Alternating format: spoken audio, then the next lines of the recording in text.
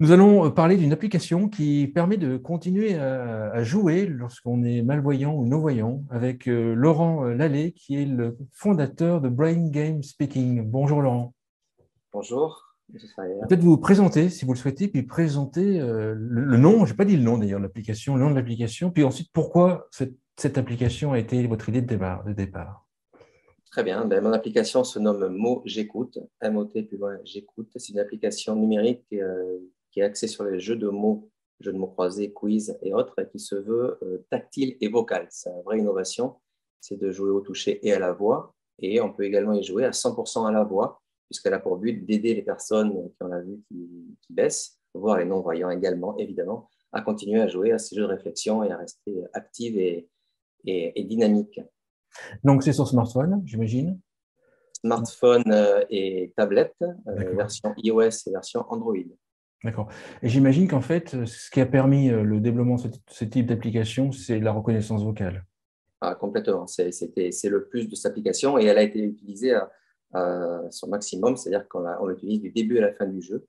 On peut entrer dans le jeu et en sortir et faire toutes les activités du jeu du début à la fin vocalement, en effet. Comment est-ce qu'on a l'idée de développer un jeu pour les personnes malvoyantes et non-voyantes? Comment l'idée arrive?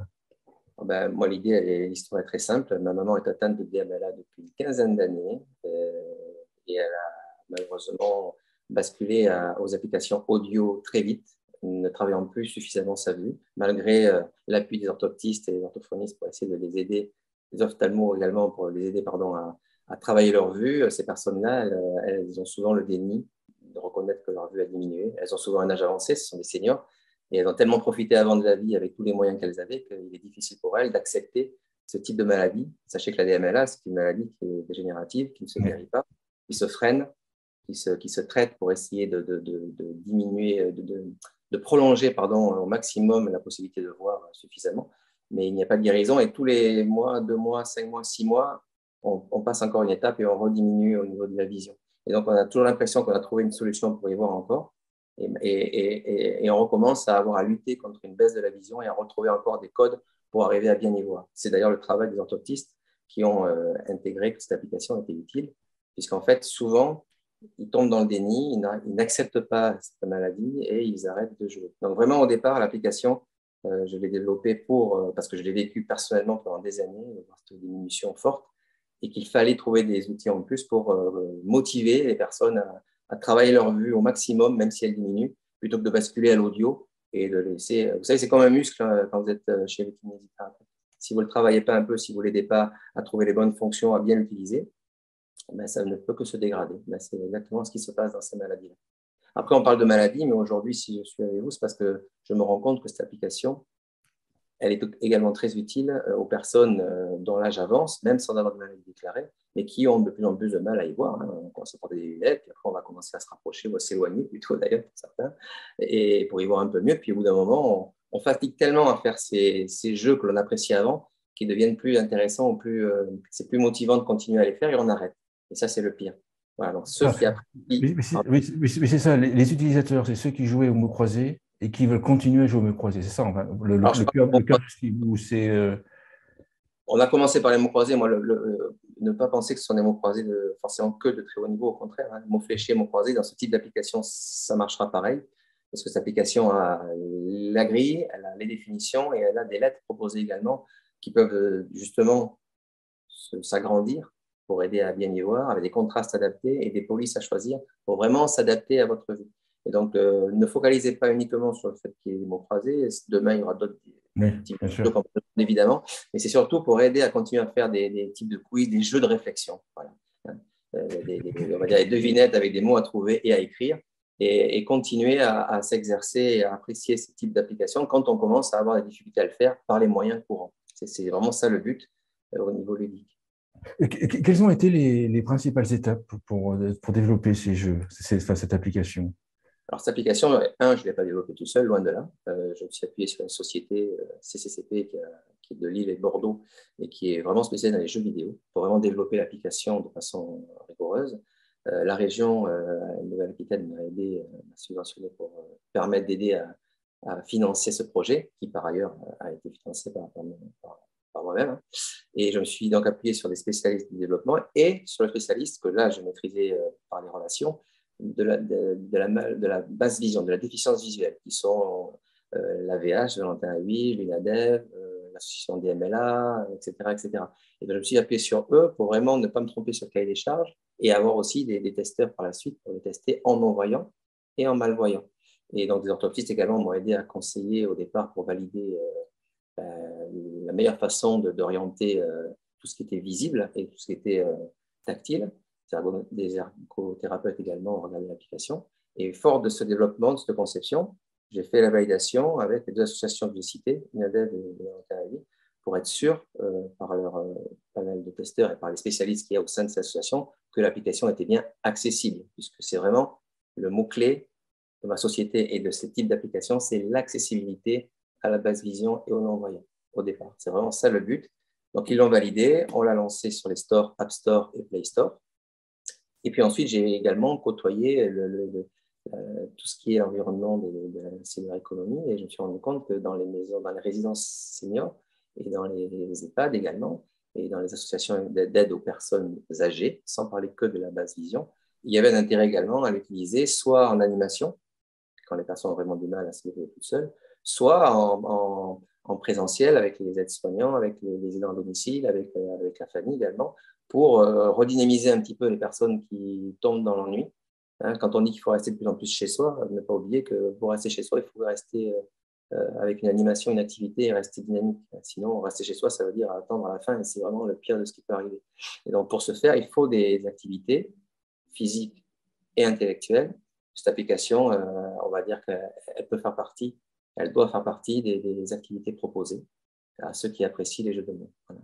Vous avez l'histoire. Avec le recul, les seniors utilisent facilement la reconnaissance vocale.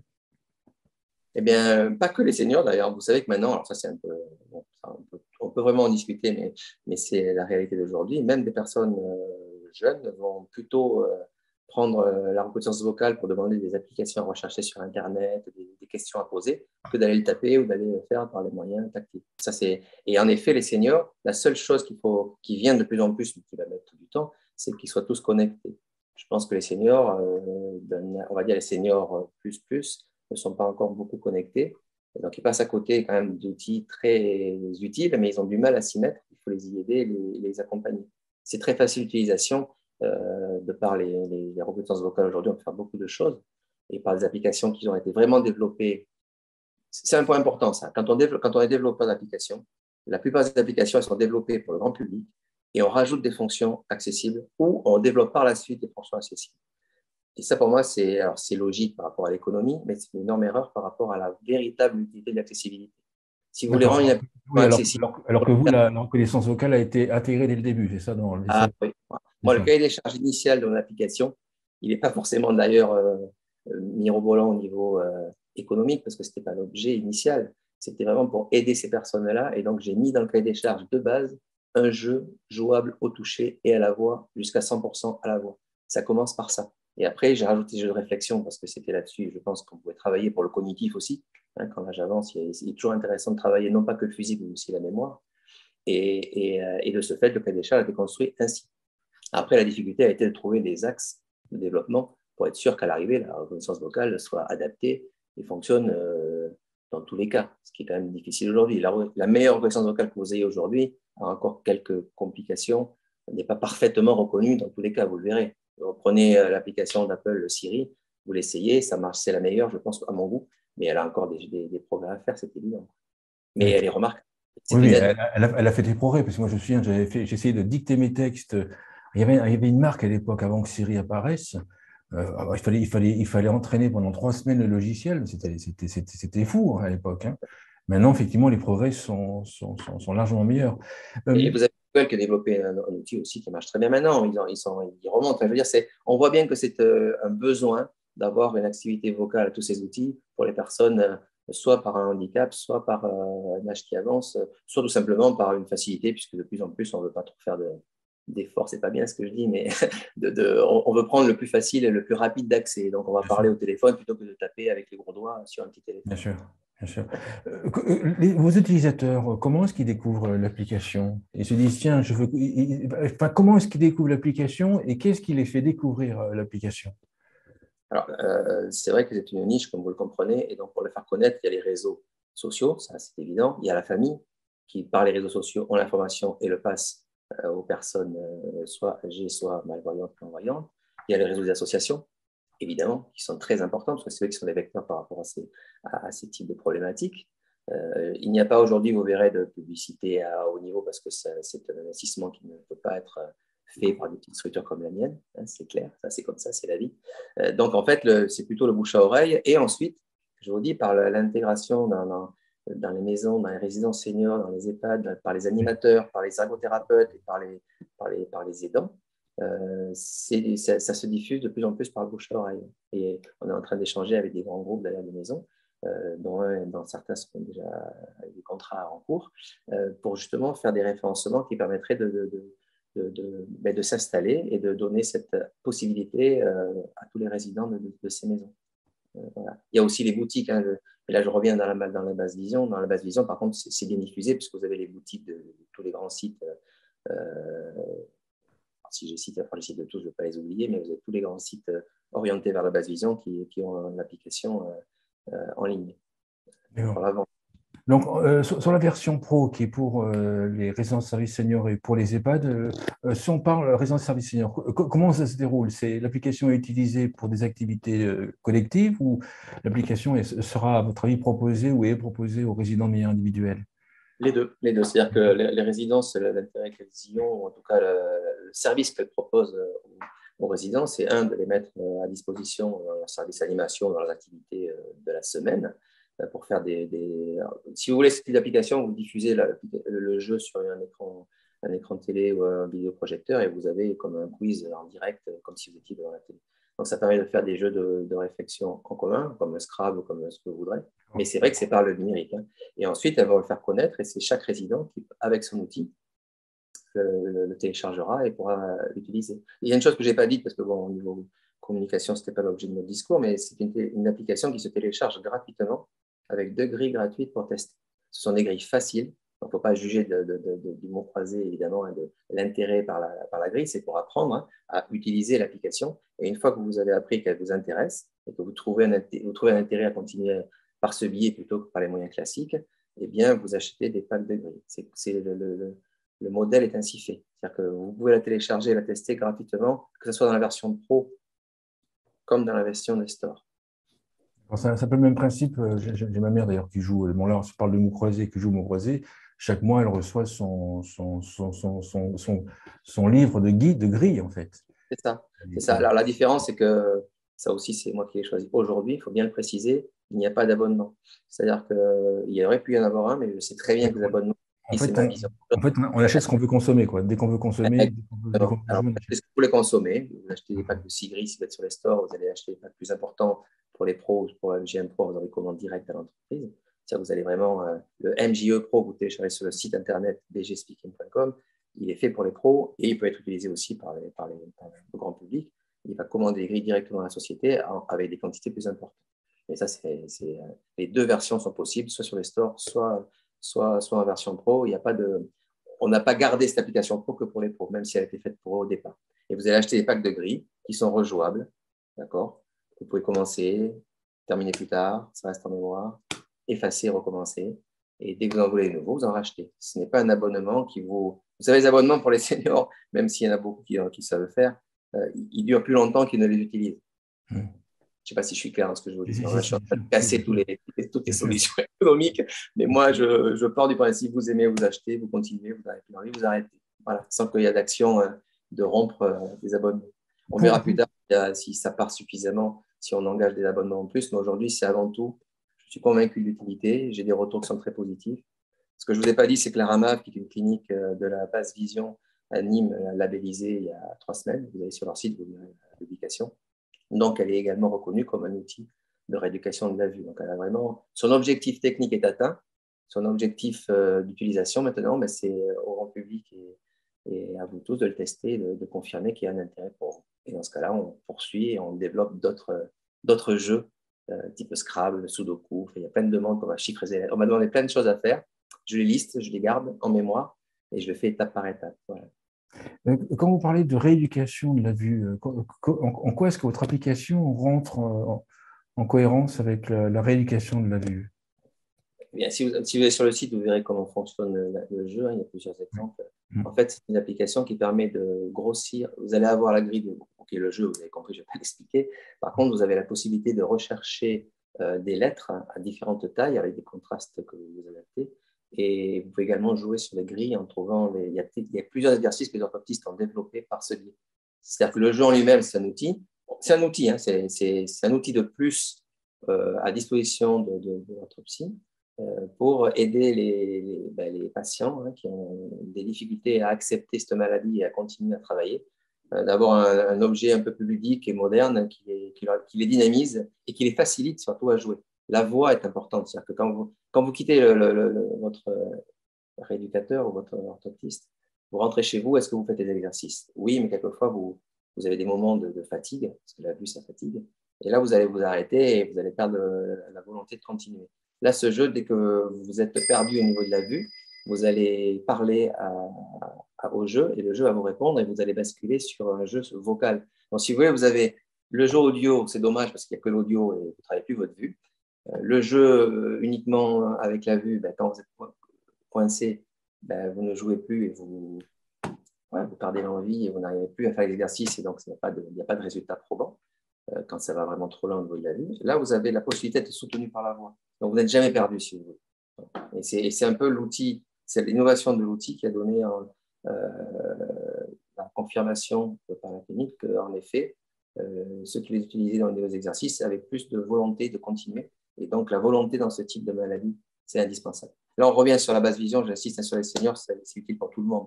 Et si on parle vraiment au niveau de l'activité de rééducation, c'est un outil qui va augmenter la facilité de travailler les exercices et augmenter l'envie de continuer aux personnes qui, quelquefois, s'épuisent on va dire, se lassent de travailler ces exercices. Et là, si c'est le cas, vous avez beau être le meilleur orthoptiste du monde, vous ne pouvez rien faire contre l'envie de la personne qui a besoin en fait d'être convaincue et d'être réconfortée et d'être soutenue. Et là, quand elle rentre chez elle, c'est plus compliqué.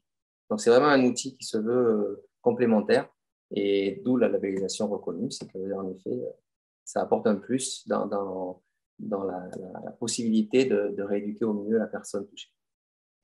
Si on revient aux EHPAD, même question pour les résidences services seniors, votre jeu est utilisé comment dans les EHPAD? Cette fois-ci, j'imagine via une animatrice, un animateur. Oui, alors il y a quelques ergothérapeutes qui vont l'utiliser pour aller chambre par chambre quand c'est avec une tablette qu'elle a, parce que dans les EHPAD, même si malheureusement, pardon, c'est un petit fourché, ma maman n'a pas pu rester longtemps à sa maison à cause de sa basse vision. Elle a eu 3 alertes et on a été obligé de la mettre dans une maison médicalisée, c'est un passage difficile. Aujourd'hui, ça s'est très bien passé et on en voit bien les bienfaits. On est bien tombé sur des remarquables. Et si vous voulez, dans les EHPAD, des personnes comme ma maman, hormis sa basse vision, elle, toute la tête, je veux dire, tout le reste fonctionne très bien. Donc, elle peut très bien être à utiliser ces applications sans aide. Par contre, il y a pas mal de personnes, malheureusement, quand elles arrivent dans ces maisons, sont dans des grandes difficultés, soit psychologiques, soit intellectuelles, soit physiques, et elles ne pourront pas jouer à ce jeu seules. Et donc, en effet, c'est les animateurs qui prennent le relais et qui, grâce à ce type de jeu un peu, là, je le vulgarise, c'est un jeu télé, quoi. Vous avez l'impression de parler, quelqu'un vous parle. C'est comme si vous avez un animateur télé qui parle et l'animatrice complète en essayant de trouver, ça c'est chaque animatrice qui trouve la bonne ficelle pour utiliser l'application à sa façon. Mais c'est un complément, si vous voulez, qui dynamise un petit peu l'animation de ce type de jeu de mots. Et si on l'utilise bien, c'est vraiment, ça a des retours très très positifs en groupe. Et ça fait surtout revenir certaines personnes qui ne pouvant pas continuer et ont du mal à entendre, à comprendre, à y voir, à participer, on va dire, hein, ne finissaient par ne plus venir aux animations et restaient dans leur chambre. Ça les a fait ressortir. Donc, c'était un peu l'objectif et les animateurs qui l'utilisent le confirment. Voilà. D'accord. En EHPAD, c'est vraiment en animation que c'est le plus utilisé, en effet. Dans les prochaines années, dans 5 ans, comment est-ce que vous voyez votre activité? 5 ans, c'est loin. Mais déjà, moi, j'ai prévu et j'ai envie d'y avoir d'autres types d'applications, de jeux, qu'on soit clair, qui d'ici 5 ans, j'espère, seront sortis. L'objectif, c'est de pouvoir vraiment aider. Moi, mon objectif, vous l'avez compris, de par mon histoire, c'est de toucher ces personnes pour les aider à poursuivre le plus longtemps possible avec des outils modernes qui évitent qu'elles tombent dans l'ennui ou dans le handicap trop important parce qu'elles n'ont pas de travail. Et donc, dans 5 ans, j'espère que ce type de principe touche tactile et vocal avec 100% vocal sera diffusé dans encore plus d'activités que le simple jeu de mots qu'il y a aujourd'hui. Il faut bien commencer par quelque chose. Le principe est unique. On peut l'étendre à tellement de choses. Bien sûr. Une conclusion à l'émission? Ben, je pense que là, on a vraiment parlé beaucoup de l'application. Je pense que c'est plus large que ça. Il faut vraiment, et je vous en remercie, parce que ça me permet d'être visible encore plus, il faut vraiment pousser tous ceux qui développent des activités numériques à intégrer l'accessibilité en amont du développement et non pas en aval. Moi, je pense que l'accessibilité, en effet, ce n'est pas ce qui fait le gain aujourd'hui économique, parce que, évidemment, on marche avec les pubs, on marche avec beaucoup de choses, mais je pense qu'il y a un besoin grandissant d'accompagner les seniors, les personnes en difficulté. Le handicap visuel fait partie naturellement des seniors, même s'ils ne veulent pas le reconnaître quelquefois, parce que ce n'est pas forcément reconnu en maladie, mais la baisse de la vision, elle est évidente pour beaucoup de personnes quand l'âge avance.